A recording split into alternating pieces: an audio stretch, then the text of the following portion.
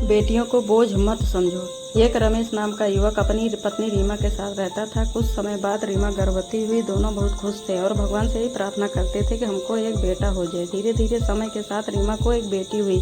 बेटी होने पर दोनों बहुत दुखी हो गए। धीरे धीरे समय बीतता गया और उसकी बेटी अब 5 साल की हो गई और लोग उसे स्कूल भेजने लगे। फिर थोड़े समय बाद रीमा फिर से गर्भवती हुई और इस बार उसे एक बेटा हुआ।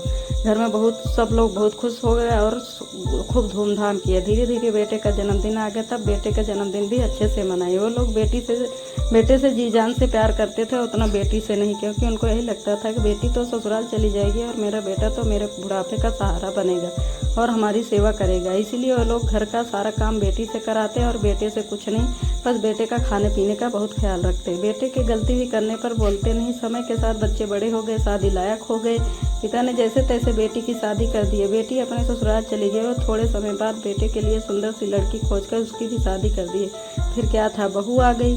कुछ दिन बहू सबकी अच्छे से ख्याल रखी। फिर धीरे धीरे पड़ोसियों के बहकावे में आकर घर में कलेश करने लगी। घर में रोज झगड़े होने लगे। बेटा फिर भी अपनी पत्नी की बात मानता, माँ बाप का कुछ नहीं सुनता। कुछ दिनों बाद दोनों अपने माँ बाप से अलग हो गए। माँ को यही सब चिंता हो गई और उसकी तबीयत बिगड़ने लगी, पर बेटे को कोई परवाह नहीं था। तब बेटी को खबर लगी कि उसकी माँ की तबीयत खराब है, तो वो तुरंत अपनी माँ के घर आ गई और माँ की देखभाल करने लगी। लेकिन माँ ठीक ना हो सकी और उसकी मृत्यु हो गई।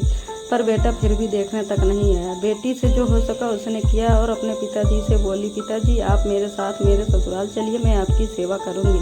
तब पिता ने रोते हुए बेटी को गले लगा लिया और बोला, बेटी तुझे तो मैं बहुत समझता रहा और बेटे को पलकों पर बैठा के रखा, फिर भी एक बार भी बेटा हम लोग की खबर तक लेने नहीं आया। और मैं भगवान से ही प्रार्थना करता हूँ कि बेटी सबको दे, क्योंकि बेटी अपने माता पिता के लिए एक पल के लिए ससुराल को छोड़ सकती है, पर बेटा माता पिता के लिए अपनी खुशी नहीं छोड़ सकता है।